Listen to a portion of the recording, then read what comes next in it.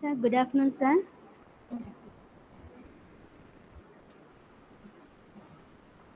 Sir, shall we start the program, sir? Yes, ma'am. Good afternoon. Yes, we Yes. can. Yes.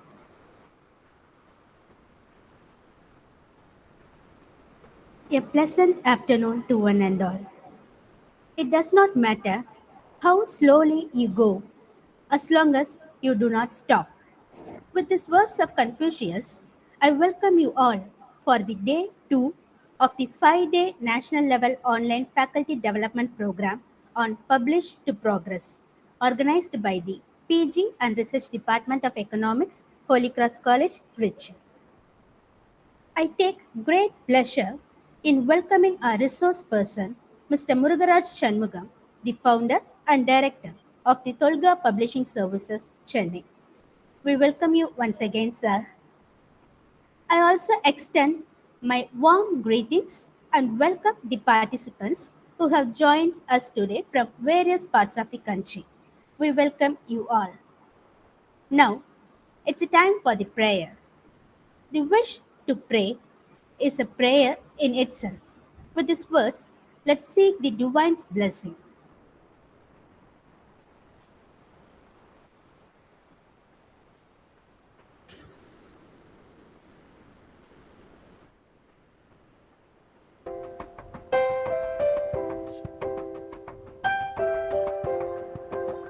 There is a candle in every soul, some brightly burning and some dark and cold. And there is a spirit who brings a fire, ignites a candle and makes his home.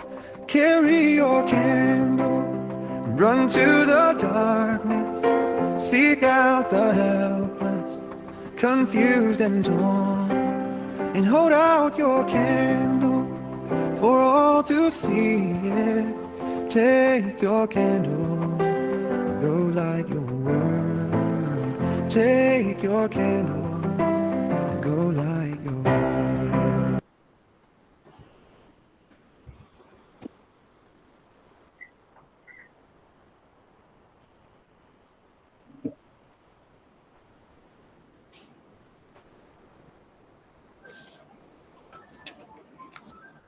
Thank you, participants. So, uh, without further delay, we hand over the session to you, sir. Thank you, sir. Thank you. Thank you. And good evening, all of you. How are you today? Today, I'm going to start with a lot of talking and then go to the presentation. So today's session is all about building the literature collection, right? So it is an important step in research. We all agree. So we're going to talk about how we can build a great literature collection. Okay, so that is what we are going to do. So before I get into the presentation and share my perspectives, I would like to invite you because a lot of the participants are experienced researchers in the field. So I'm going to invite you to share your perspective, share your experience in how you do literature collection. Yes, anybody can unmute yourself and share your thoughts with others.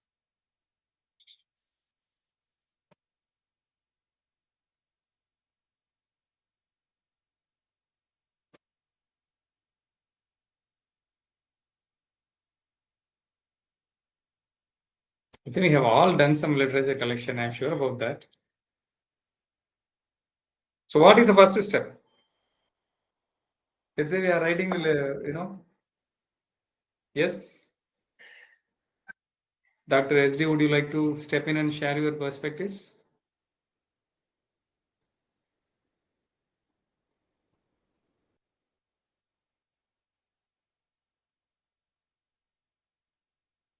We have written quite a few papers, probably a thesis, each of which contains a section called literature review, right? So how did we collect literature for the review?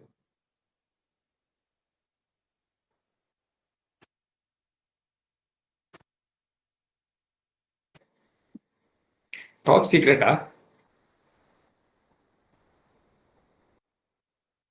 search the topic in Google. Okay, good. So that's a good step. Our go-to mechanism for any search could be Google, any search engine for that matter. So somebody may prefer Bing, somebody may prefer Opera, right? Google Scholar is a more targeted approach.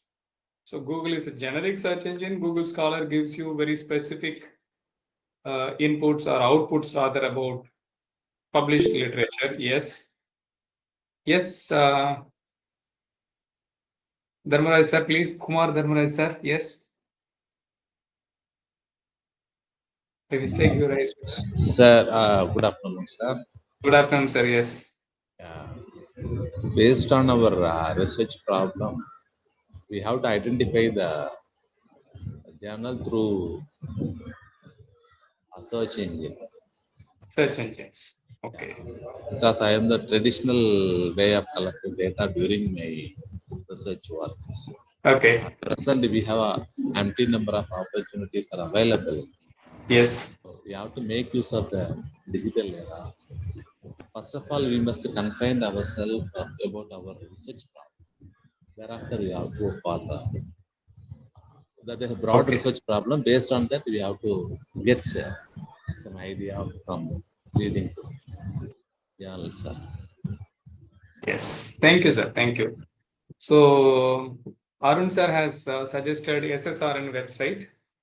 I think it's I was just looking up. It is Social Sciences Research Network, right? So Social Sciences Research Network website where you can find information about published papers. Good. That's a much more targeted approach from Google to Google Scholar to SSRN. Yes.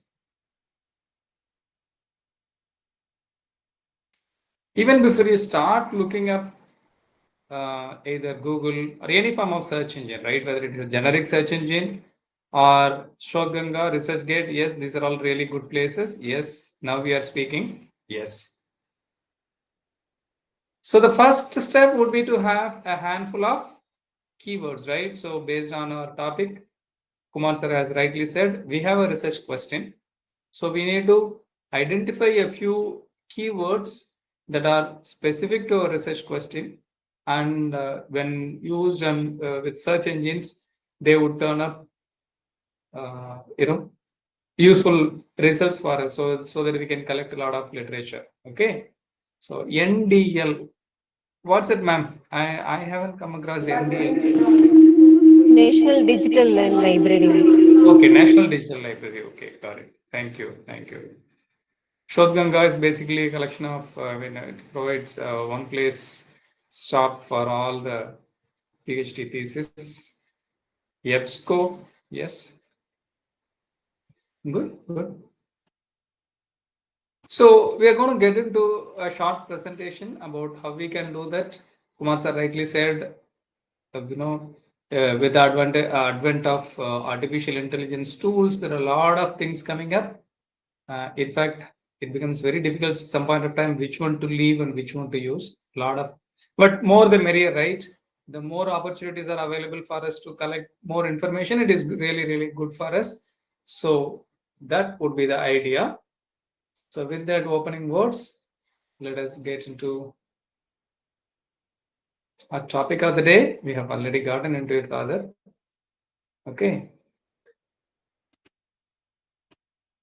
So how to build a great library? So that is the topic of the day. Why is this important? Because we all know that why literature survey is important. Okay. I mean, I have taken this from a site called scribber.com. Well, basically you can get this information from anywhere. I simply use that name of the site because I was a bit lazy to copy paste it. Okay. So I just wanted to attribute that to the scribber.com. But basically this is information you will get on any Google search or any basic search. Okay.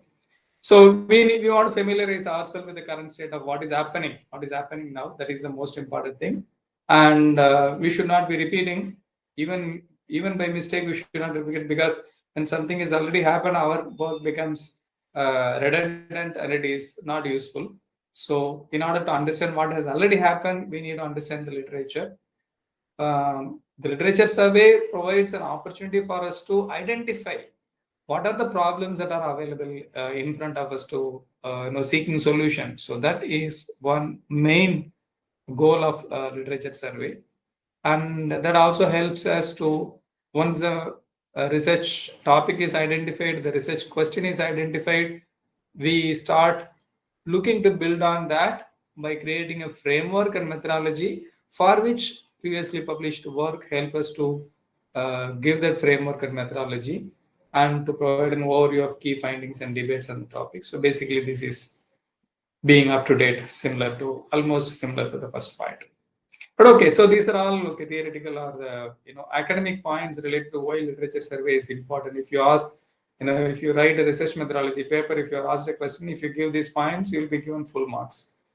But basically, what literature survey intends, why should we go for building a great library? Library, when I mean library, it is not the physical library. It could be it is most often the digital library that we create for ourselves, for our own study. The literature we collect for our own study is what I mean. So the greater the library, the better you think, right? We all heard about the Akshaya Patra, right? So I think very rarely an Indian can not know Akshaya Patra especially from money making. All right. So you keep getting things out of, basically food out of the Akshaya Patra. But what if we can create an Akshaya Patra for our own research? Okay, the more and more I think about it, the more and more information I cull out, the more and more information I keep getting. If I can get an Akshaya Patra of literature survey for my own research, nothing better than that, right? So that is the idea. So literature survey can be as big, as vast as a library. Okay, so a great library helps you think better. All right, because you are not limited in your thoughts, you are not constrained by the limitations. So you have vast number of literature to make connections, compare, contrast, debate. So it's a great resource, first of all, for you to think. Because when I say theoretical framework, the thinking process helps strengthen the framework. And the second most important thing, which is also relevant to our topic for tomorrow, is a great library helps you write faster. How is it possible? It's possible because most of the times we are stuck in writing for various reasons, or primarily for two reasons. One, sometimes you are limited by the language, the sophistication. Okay, I am afraid that my English is not good, my grammar is not good, the vocabulary is not good, so I hesitate. Okay, anyway, we are going to talk about the fear of the circle of failure and the circle of success tomorrow, but that is one reason we are not confident about our own language capabilities, so we are stuck.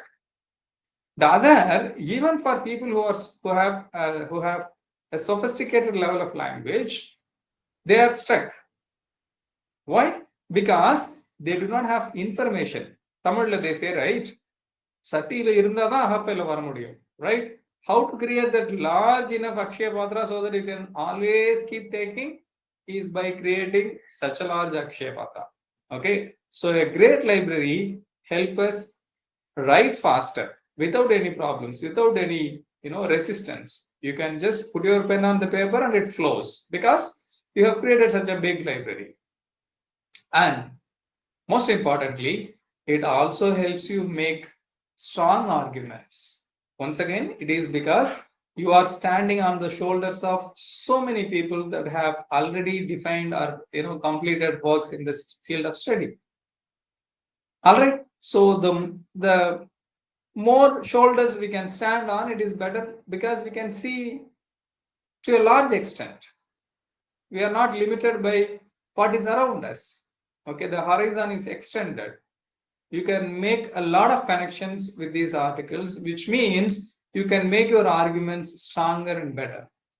So from my perspective, yes, of course, the literature survey does all the things explained here, but most importantly, the literature survey helps you think better, write faster, and make stronger arguments. So that's why we need to create a strong literature collection, create a good literature collection. Okay, so how? Okay, I'm recommending a framework called 3P. Okay, the Peck, Peruse, and the Ponder framework. So what is Peck? The hen on the first video, what is it doing? It is actually doing the pecking process, right? So what does it do? These are all animals that we see in our backyards, right? It's not an unusual exotic animals. These animals that we see in our everyday life. So we are going to take some lessons from our companions, domestic animals in our everyday lives. So peck is basically the process wherein you quickly eliminate what is not needed and collect what is needed. That's it. Okay, you can see from the hen what it does. It removes unwanted things and picks what is needed. Okay, it is looking for food, so it is looking for small insects or grains, pecks of grains, and all of these available on the ground. By eliminating all things that are distracting and then focusing only on that. So the peck process is equivalent to this. You are going to pick things that are relevant to us. Okay, and you can see that the hen doesn't spend a lot of time in looking at whether the grain is a rice or a wheat or something else, or whether it is this kind of insect or that. So it simply picks. Okay, so that at that level, hen is our ideal companion or a friend that can help us understand how to peck, right?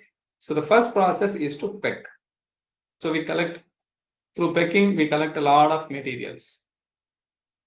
The second process is peruse, a hound dog, okay, a hunting dog, or a normal dog for that matter. All right, you would have seen this very often. Once the dog sniffed something, it will not rest, right? It will keep circling the same place, trying to sniff, trying to just remove the dirt and find out what is underneath. It will not stop until it finds something. At some point of time, if it is not successful, it will start barking and then call people who can help it to uncover or unbury the what is hidden inside. So that is our process called peruse, wherein we are trying to uncover what is hidden in each of these articles, in each of the material that we collected in the first process. We are not going to stop simply at the top level, but we are going to go deeper, uncover, understand. Okay, so that is a second stage called peruse. And the third one is ponder, right? That's what a regular cow or any buffalo or any you can see that once the cow collects all the food materials, it does not simply, it simply, swallows it.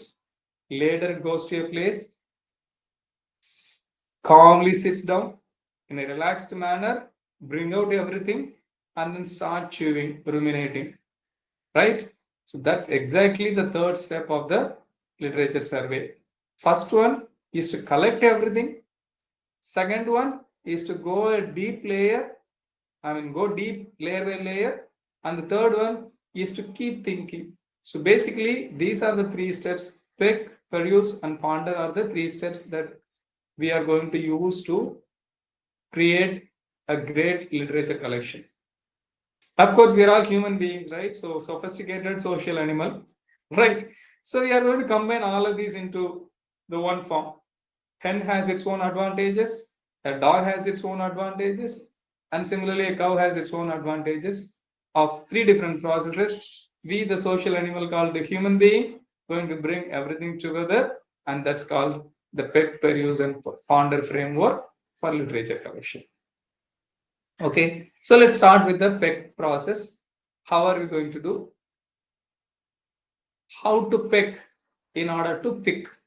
Okay, so we want to pick a lot of materials for our literature collection. Now we are going to do that. Okay, so the first thing is to create or choose a database.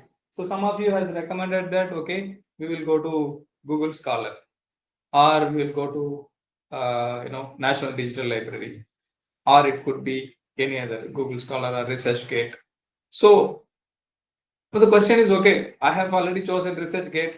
So should I not go to Google Scholar? Should I not go to National Digital Library? No.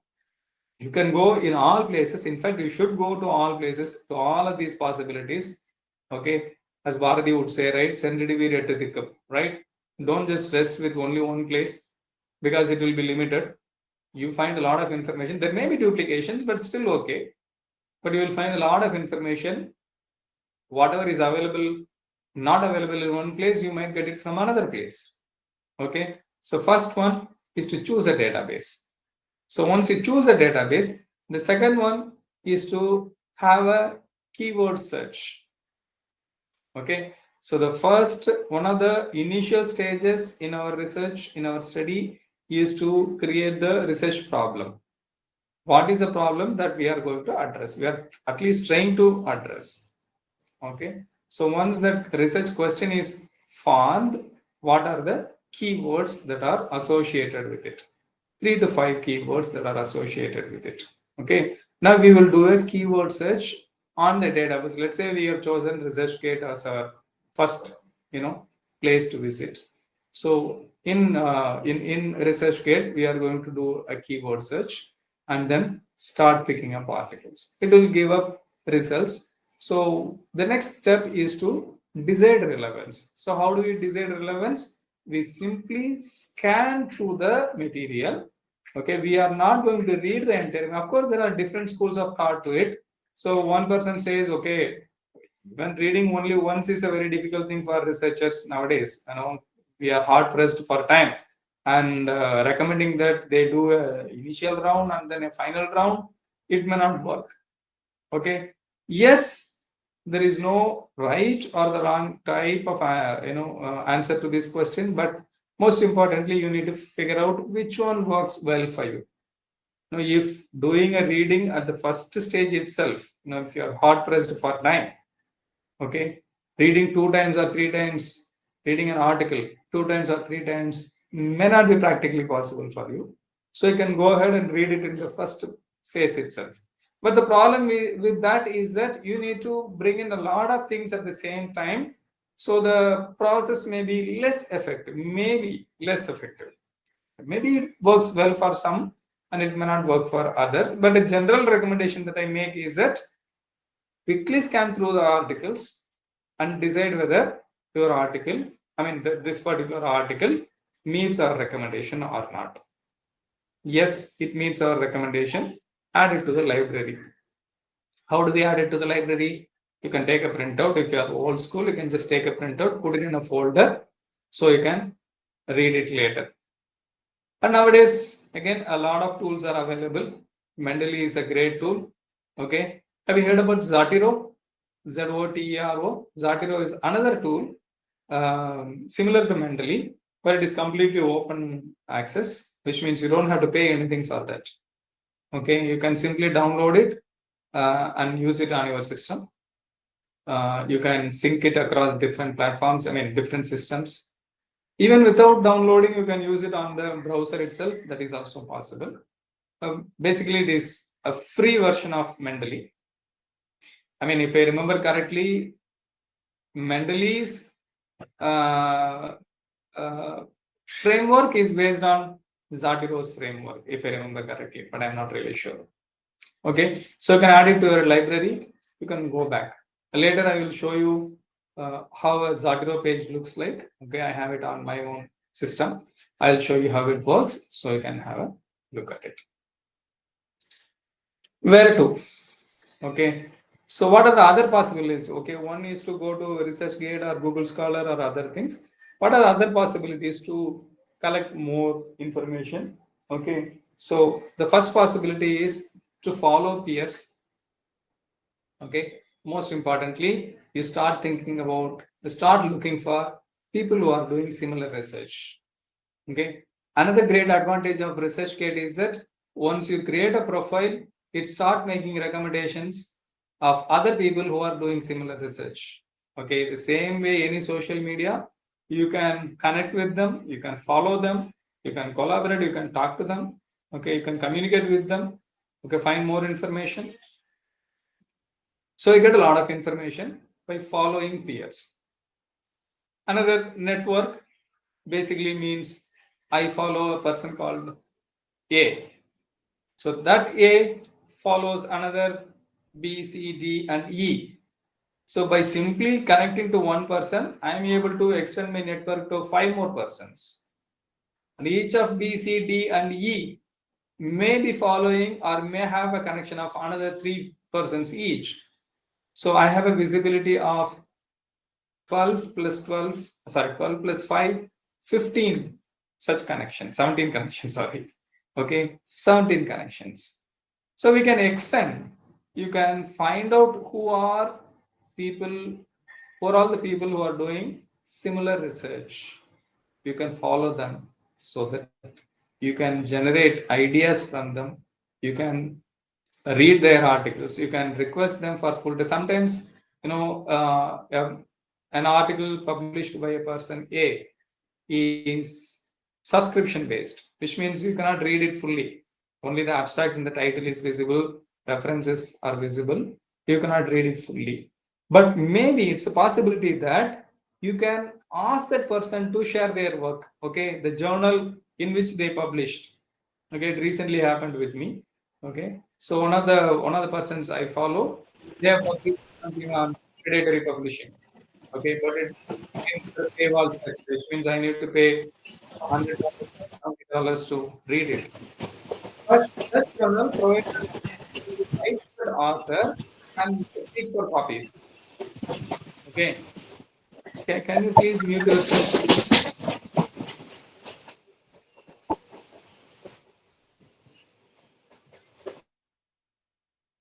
Yes, thank you.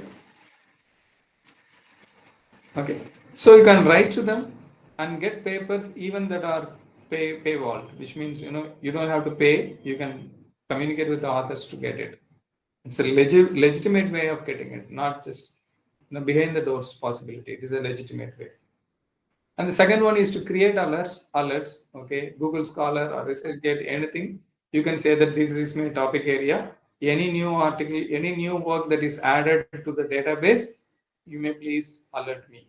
Okay, so you get periodic alerts about what is new, what is included in what is being added to the database. So you will have an opportunity to read. And the third one, and this is my favorite, exploit references. You have identified one article, okay, and you find that article closely matching your work. And of course, the introduction or maybe the second part, methodology part, a lot of discussion is happening about what are the works that are consulted for that work. All of these works are cited and listed at the end of the article, right, as references. So you take a glance at the references and see if there are any relevant articles to your work. Okay, so this is a manual process, but it can provide you, because as I said earlier, if A is connected to B, B is connected to C, then A can be connected to C.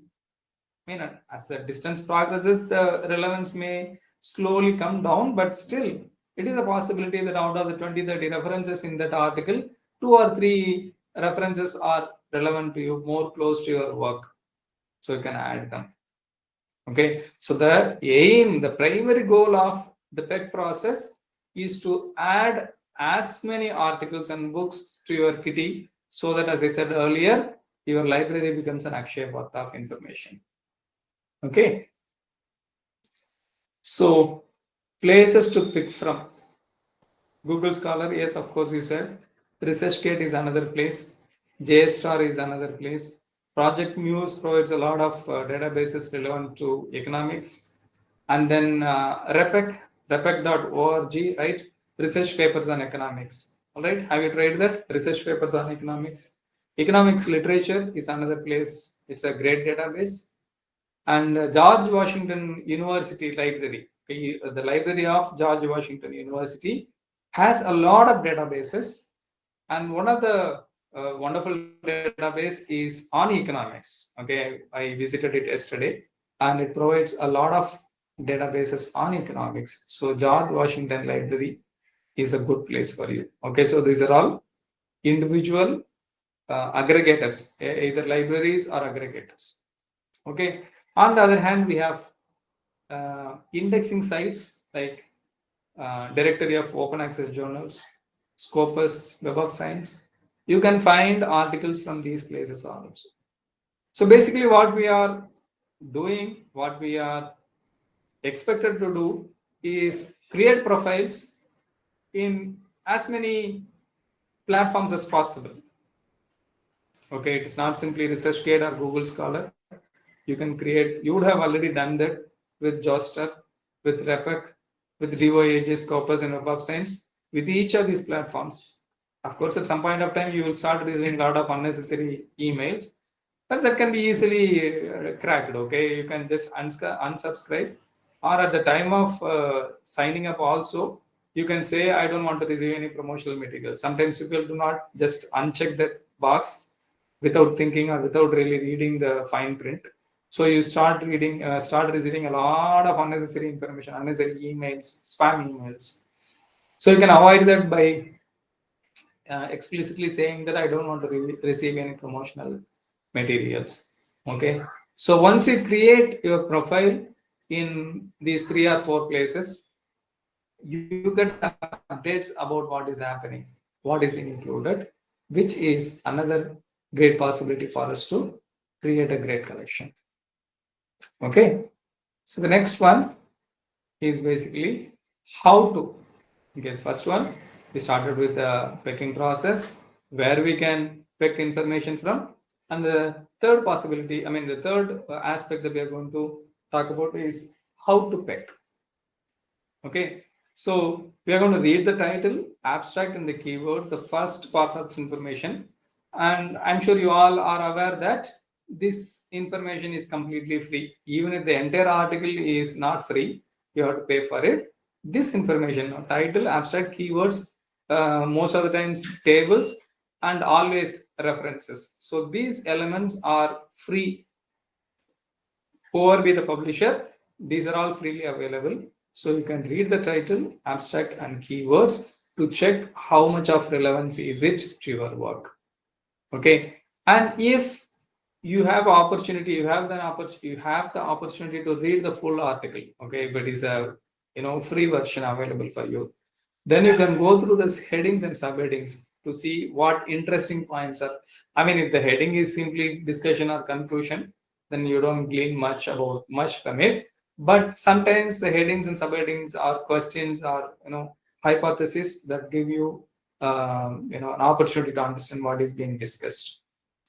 The third possibility is you can go through the figures and tables and figure out how or what information is presented. Sometimes quoted materials, text is quoted from other works, or sometimes highlights are provided to, of course, highlight. So you can read them to understand the important points. Finally, as I said earlier, you can scan citations and references and add more to it. So it's a process that goes on and on and on. Okay. So what is a good size for a literature collection? 5, 10, 15, 20. I would say anything around 30 to 50 is a good number. Okay. So somebody is thinking, if I start writing about the 50 articles or the 50 books that I read, it will take so many pages. I cannot complete the literature review. Okay. But you don't have to write about everything. Okay. You can give a synthesized literature review, right? So one literature review is to just list down. Most of the times that's a mistake many researchers do, right? They simply say this author in this book talks about these things. Okay, a paragraph, 3-4 points or 3-4 sentences of what is discussed in that book, and then they move on to the other book. It is like dictionary, or it is a glossary. It is not really interesting sometimes for people. Okay, they fill space, but they may not be really interesting for the reader. Okay, the question is why should it be interesting for the reader? As long as my PhD is okay, is granted, I'm happy with it. But please remember, from our discussion on day one, it is not simply about publications. Okay, that days are gone. All right, those days are gone. It is not simply about publications. So I cannot say, okay, I have published 100 articles in my field. Okay, fantastic, very good. How many citations have you received? That is a core question. That's the most important. Please do not forget this. The most relevant question nowadays is not how many papers have you published. Yes, it is, of course, but it is a secondary question. How many citations have you received? That is the most important question. Okay, so that is possible only if people read. Okay, if people simply just go through and then move on to the other article, you are doing it right. So if you go through 100 articles during your literature survey, literature search, and you are picking 20 or 25, the other 75 you have dismissed as irrelevant to your work. These 25 you have identified them as irrelevant. They are helping you build your research. The same way, your research should help somebody build their research. That's the beauty of it. It's a chain, right? It's a chain reaction. It cannot stop at any point of time. It should not stop at us at any point of time. Okay? So, the more interesting way you put it across, the more reading happens for the other person. If you simply list them down, okay, right, I will also do the same kind of literature survey on my own. I don't really need it. But if you do a synthesized literature review, which means you read, let's say, 5 books, and then instead of simply saying book A talks about this, book B talks about that, book C talks about this, you say, thank you, please mute yourself. Thank you. Okay, so instead of that, what you can do is you can compare and contrast. This is what is explained in book A, but in contrast, book B says this. Why? Natural question, right? So if one person says A, the other person says B, natural question is, why is there a difference? Is there a difference in methodology? Is there a difference in the sample size? Is there a difference in the sample itself? Is there a difference in the way the questions are put? Maybe any reason, we do not know. All right. So by synthesizing information, you are creating more meaningful reading. Okay, so that is the most important part. Okay, so that's the first process is to pick. So how can we achieve that? The next slides we are going to talk about that. Okay, so how to pick? We're going to read the title, abstract keywords, and find whether it is relevant. And if you find the article to be relevant, you go through the headings and subheadings if possible. And naturally, yes, you have the possibility to see, watch, or see the figures and tables. You can decide and then check highlighted text if it is possible and scan for citations and other references. So you can keep adding more and more. The next one is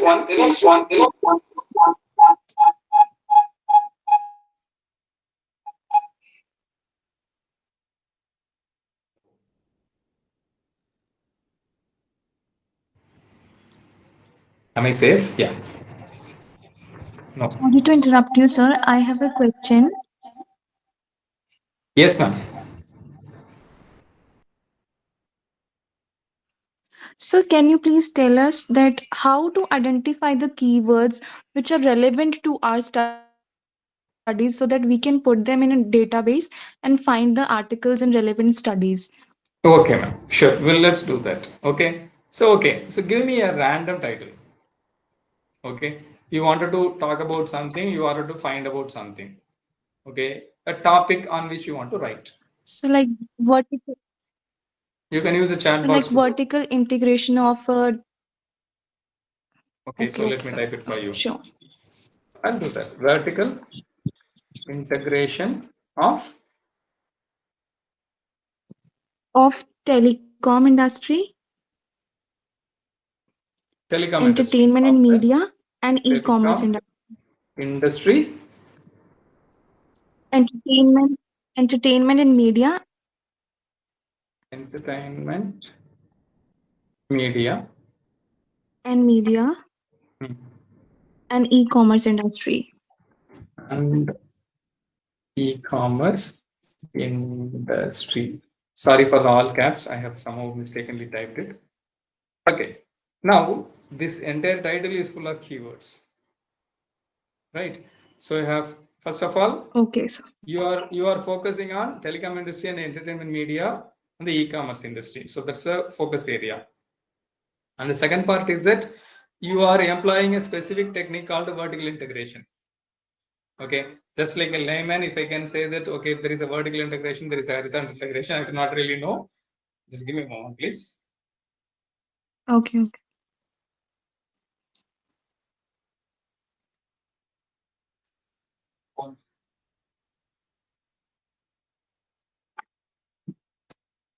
Okay, so you're talking about a technique. So uh, one is a place, the industry. Okay, you have identified 2 or 3 industries to research into, look into, and the second one is a particular technique. Okay, if you want to add more to it, okay, so you can.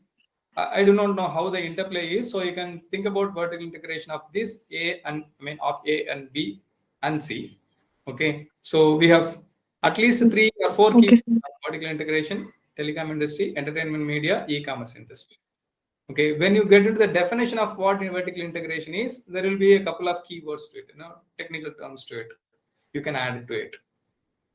Okay, and I would say that, okay, this is off the head, you have given this, so I'm not critiquing it. So please take it with a pinch of salt.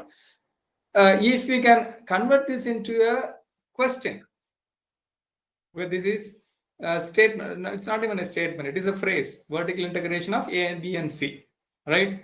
Now, what is the research question? Is there a question here? Yes, there should be. All right. So as a researcher, I might be thinking whether vertical integration of A, B, and C result in higher sales or lower visits of the website. There should be something, some influence you are trying to study, right? So you can bring that into the keyword list. So by Okay, converting sir. this into a question, you can add a couple more keywords. Okay, 4 to 5 keywords are more than sufficient. So once you identify, okay, 5 to 10 keywords at the first stage, you can prioritize them. Okay, this may be top choice. I cannot find any work without this particular keyword. Okay, for example, let's say vertical integration is a key keyword. So I want this to be part of it. So vertical integration in telecom industry, vertical integration in entertainment media, vertical integration. I may be the meaning may not be relevant to me because I do not understand what it is, but I'm sure you are able to make the connection I am trying to make here. Are you? Yeah, yeah, sure, sir. Sure, sure. Okay, okay, okay. Yeah, So definitely, sir. that's all. That's all. Okay, Okay. thank you so much, sir. Thank you. The second part is to sniff, not just to sniff, it is to uncover and understand. Okay, so how to pursue or what to peruse? It is basically to read thoroughly. That's the point. Okay, you need to earlier during the first round, your goal is to collect whether you need it or not. Yes, no, yes, no, yes, no. That's your larger objective. Now the objective goes deeper. Okay, what is presented in this particular work? Okay, so we read the introduction in detail. Introduction, methodology are 2 places where a lot of background information is provided, right? Of course, the introduction provides a background of the study and why this research is undertaken, right? So it provides a lot of details about what happened. So introduction and methodology sections are a great place for us to understand that. Results and interpretations, of course, as long as you are interested in repeating the same kind of work or similar kind of work, it will really, the repeatability and reproducibility components come into play. Okay, and then review the discussions, go again to the discussions part and interpretation part. This is again a good place because you are getting into the heads of somebody else, the brains of somebody else. Okay, during the discussions, nobody can simply pass on saying presenting information, presenting data and results, and then you cannot move on, right? So you have to explain or justify why this is important or significant by comparing it to others. Okay, so let's say I have a finding, so my finding has to provide some meaning. That number has to mean something, all right? So that is discussed in the discussions conclusions area. So we read that fully. and that's the first part. Okay, and then we try to connect the ideas and concepts. So this is within the article we are talking about. So earlier about taking as many articles as possible. Now I am focusing on individual articles and trying to get at a deeper level. Okay, I repeat, follow citations. This is the third time we are talking about that, follow citations, because that leaves a trail for you. Okay, to take to go to the next place. You are never run out of new information, new research, because the citations will provide more and more and more work. Okay, and doing all of these things, one of the most important recommendation I would like to make is make it active reading. Okay, so what do I mean by that? Keep a notebook and a pen as you read. Even if you do not make detailed notes or a structured notes, keep scribbling. Okay, keep scribbling, because the scribbles at some point of time will give you connecting ideas, connections for ideas. Okay, and it also consciously or subconsciously, it brings you into the system, into the reading process. Okay, if you simply start reading, at some point of time what happens is your eyes will scan the document, your mind will be thinking something else. Okay, in another 20 minutes or there 25 minutes, I am not sure when he is going to stop. So at some point of time the mind will start wandering. Okay, and you are forcibly bringing it back by the process called active reading. So the read and then write. Okay, you read and you are not simply, again, as a teacher teaches something, you draw something on your notebook. No, it is not happening that way. You are reading and taking notes. I repeat, these notes don't have to be structured, thorough, beautiful. Nothing of sorts is needed. All you have to do is scribble down important points on a piece of paper. That's, or maybe a notebook. Okay, so when this happens, the reading becomes active and you are more involved in the material that you read. Okay, so the last part is the peruse part, the ponder part, wherein you keep thinking about what you read. Okay, now earlier in the peruse part, what you did is read individual articles. Your focus is on individual articles. Now you are trying to make connections across different articles. Okay, so in the first article, the similar methodology, similar group of people, we got different results from the second one. Why could it be? Or between the second one and third one, this author chose a different methodology. Did he or she explain that as to why this was chosen? Maybe in the fourth article, the author chose a methodology that is not very popular. Why would it be? Is there a reason why this author chose a less popular or less common methodology? Or why all of these 10 papers that I studied are referring to the same work? Is it a seminal work? Okay. Does it give any information to me for my research? So this is like, you're making connections across between different articles. Okay, so most importantly, you formulate questions. You ask a lot of questions as to why. Keep asking why. So every time you come across a sentence, you come across a conclusion, you ask why, or maybe why not. Why not this way? Why is this coming despite this? Why is this not coming despite this? Okay, synthesize insights, which basically is trying to form our own opinions about these works. Okay, synthesizing insights, drawing your own conclusions is the most important part. So basically, what I'm telling you at this point of time is sit in a corner, close the doors, tell your colleagues or students that okay, next 1 hour is going to be silent time. Maybe you do it explicitly or you don't do it that way. But basically, what I'm recommending is that sit in a corner place. If you like it, play some good music and then just close your eyes. Don't go to sleep. Think. Okay, so I read 2 articles yesterday and today. What are the methodologies? What are the results? where was the result? I mean, where was the survey conducted? What was the findings? Is there any similarity? Are there any differences? Why there could be? Why there could be not? Okay. So the more and more you think, the better and better insights you get. Okay. When you start writing a literature review, whether it is an independent review article or it could be part of your study in a section called literature review methodology, you will never find it difficult to write. Why? Because you are standing on the shoulders of so many people who have already done really good work, relevant work, most importantly. Okay, relevant work, relevant to your work. Second one, you have read all of these things. You have actually read, right? Lot of people, lot of advice is about how to use AI to write a paper in one day, how to use AI to get a glimpse of these and those and that. Please understand, we can use tools only when we are strong with the fundamentals. Doctor has a scalpel, right? The sharp knife that the doctor uses called a scalpel. The butcher uses knife. Kitchen also we use knife, right? But they play different roles.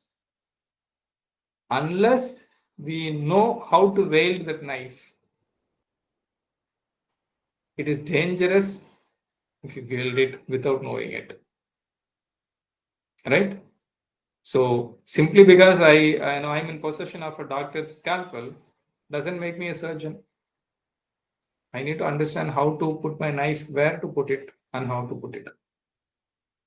That is the most important point that I wanted to reiterate here. Don't resort to shortcuts. They are good. They are productivity enhancing tools. Use them only when you are thorough with the fundamentals. If you are not thorough with the fundamentals, directly going to the shortcuts is undermining your own work, undermining your own efforts. Vadivel says, Katadalam building stronger, basement weak, right? So you might end up with a very good article. Okay, AI does a lot of wonderful things, but if you are not strong in the basics or fundamentals, then this work may not be relevant. It may not add value to you. At some point of time, you may find yourself, we could have done it better. We should have done it better. But then the time is lost.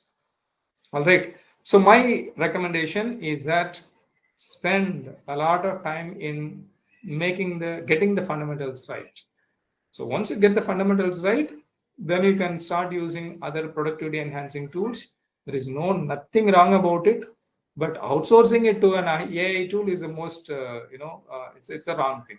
Okay, but using AI as our assistant, artificial intelligence as an assistant is never a mistake.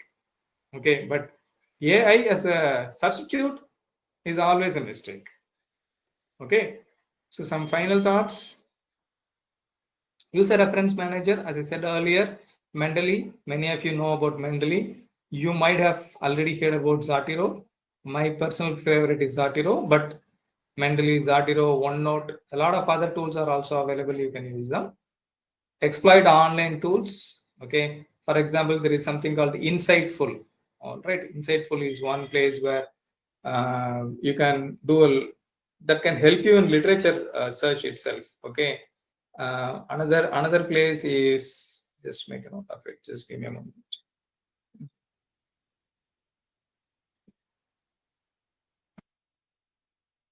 Connected papers. Okay, so connected papers is another source, another place where you can use for literature collection. Okay, Insightful is one good place. Connected papers is another place, and there are a lot of literature is available on how to conduct literature review. And Web of Science, the Clarivate website provides a great presentation on conducting literature review. So you can visit any of these places to understand better. In fact, you can visit Insightful and Connected Papers to actually use it in your work. Okay, Connected Papers make it easy. You just play around with it. But once again, my recommendation is that you do it the right way, the usual way first, and then start employing these tools at a later point of time.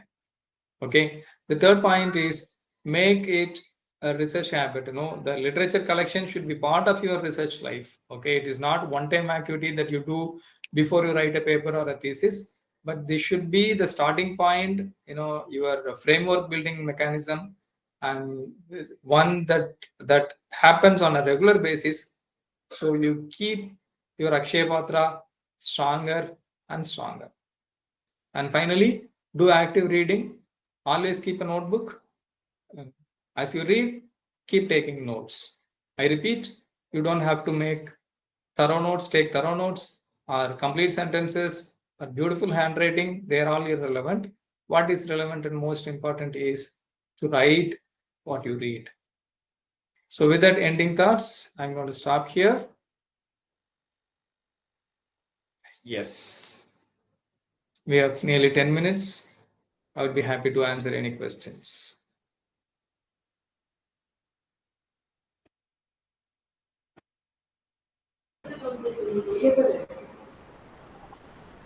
Dear participants, if you have any questions, you may unmute yourself and ask, or you can type in the chat box. Yes, that's also possible, yes.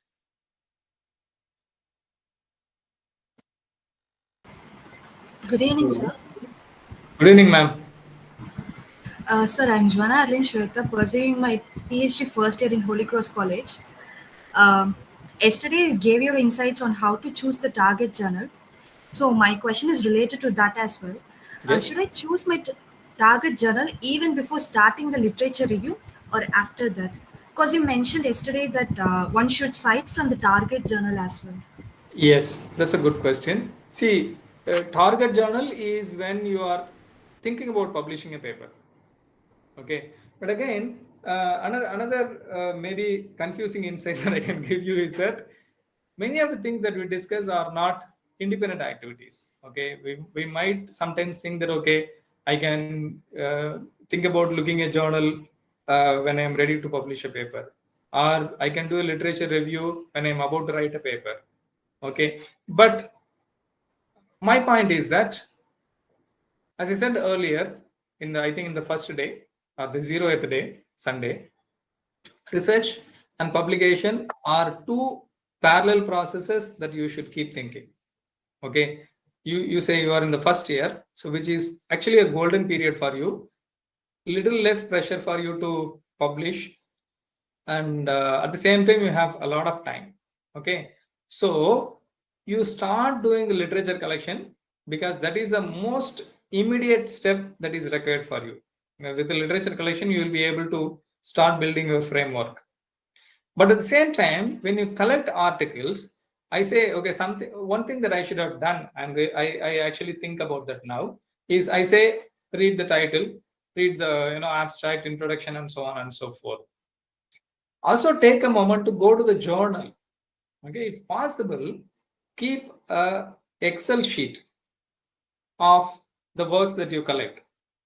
Okay, so the journals that you refer to, these articles, maybe you have 50 articles, you have collected 50 articles for your literature review. These 50 articles may be coming from 12 journals. Okay, so some of these articles, some of these 12 journals may have nearly 10 articles in your collection. Okay, so without even realizing that this journal is close to your work, you have identified you have identified a journal that has published 10 or 12 articles in your. Am I confusing? Jonah? No, sir. Okay, I understand. so you did not think about the journal. You were actually looking for the articles for your literature collection. You have collected. Let's say there are 50 articles in your collection. So these 50 articles are distributed across, let's say, 12 journals. Okay, so not all of them will have equally, 4, 4, 4, 4, one having 5, 5, and the others having 4, 4. Particular journal may have 10 articles of your collection. Another journal may have only one article of your collection. Okay, so let's say there are 3 journals in which majority of your articles are distributed. Let's say 25 articles of your total 50 articles come from 3 journals. Then you can easily understand that these 3 journals are going to be potential target journals for you at a later point of time. Why? Because even without thinking about journals, you have collected articles that are published from that journal. What does it mean? This journal publishes a lot of work that is similar to the work that you are conducting.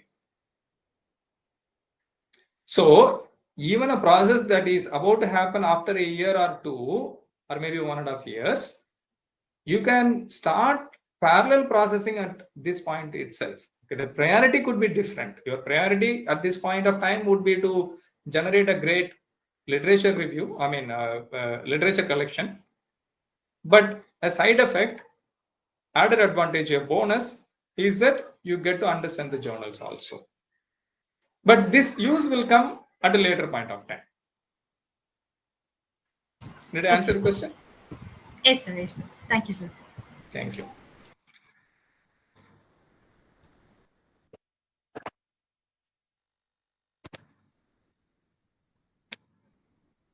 Yes, I think I have received some messages. Okay, that's feedback.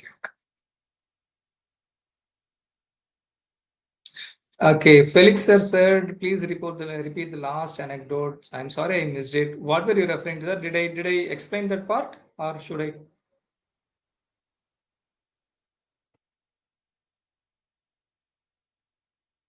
Felix sir?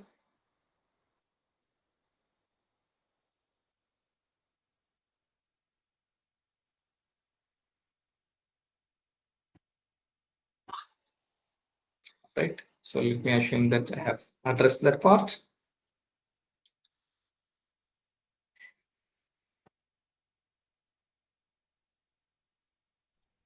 Good evening, sir. Yes, sir. Please go ahead. Sir, you gave the anecdote regarding the, I think, just 15 minutes before the start, the audio was a little disturbed. We could not understand, we could not hear the anecdote which you said regarding the paid journal, which you had an experience where you have to pay for reading. Oh, okay. So recently I came across, on my LinkedIn, one of the persons I follow on LinkedIn, they published a paper on predatory journals. Okay. So I was trying to access it because I'm into talking about journals and other things. So naturally it was I was interested and I wanted to read that article. So this is a professor from MCC Chennai. Okay, but when I go to the site, when I clicked on the link and visited the site, I found it to be a paid journal. Okay, so which means paid journal not from the author perspective. I need to pay in order to read it. Okay, so but when I read the policies of the journal says that the author is welcome to share copies with others who are interested. They cannot simply share it on WhatsApp status or Facebook status. But if I write to them saying that, okay, I'm interested in reading this article, can you share a copy? They are welcome to share it. It is legally acceptable. The journal, gives permission for that. So that way, sometimes it may be paid, but you can write to the author and then ask for a copy and get it for free. Right, sir. Like in open access, there is different grades of green access or gray. And see, whenever it is open access, for a reader, it is always free. Okay. Open access has impact on the researcher who publishes. Okay. If I want to publish via open access, then I have to pay some fee. It could be a few thousands to sometimes a few lakhs also. Okay. Some of the journals, I think Journal of Economics, they charge around 3,000 pounds, which is closely 3 lakh rupees per paper. I'm talking about. Okay. So if my work is worthy of publishing in Journal of Economics, but I don't have 3 lakh rupee to publish via open access, I can take the subscription route, which means I will not pay any money, but the journal will publish it and put it under paywall structure. Okay, it's called the embargo period. Embargo period is basically a period until which my work will not be freely available. So it could be 6 months, 1 year, depending on the journal. After 6 months or 1 year, everybody can read it. So it is only for the person who is publishing. But for open access, the reader is always, the reader doesn't have to pay anything at all. So, right, sir. So in that case, the main objective for an author to publish in open access is to get more readership and citation. absolutely. And in some paid journal, if the reader wants to do the same goals, reach the same goals, he may pay some amount so that others can read freely and cite his work. Yes. Right, sir. Right, sir. Thank you very much, sir. Welcome, sir. Belzia, ma'am.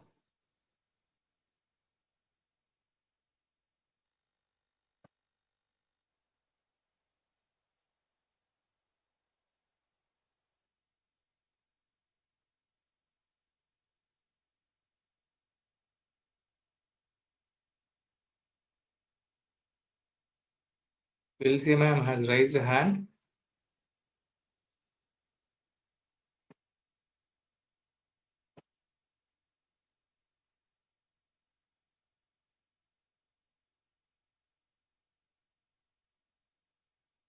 Okay.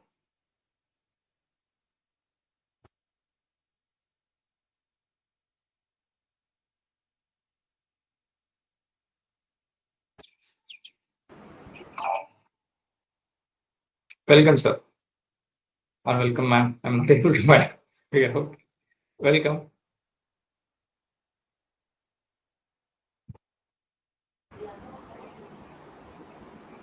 Dear participants, is there any more questions? Or shall we conclude the session?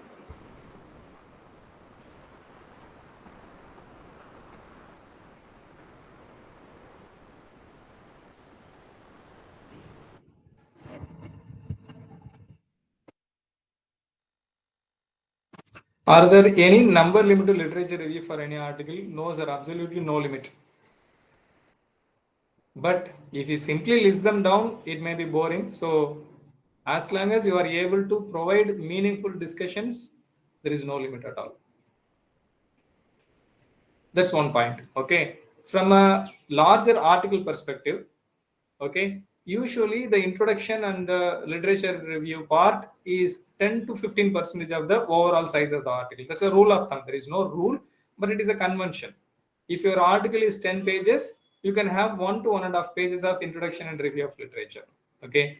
So taking it to 3 or 4 pages may not, it might come back for revision. Okay.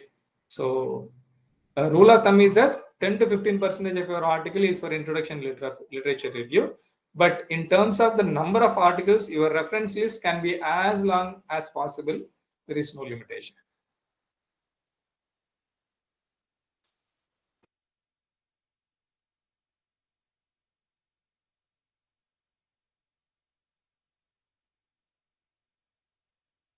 Thank you.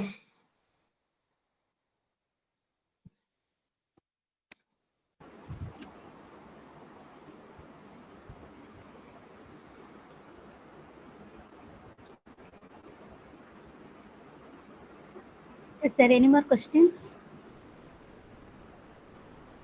Then shall we conclude, sir? Yes, ma'am, please.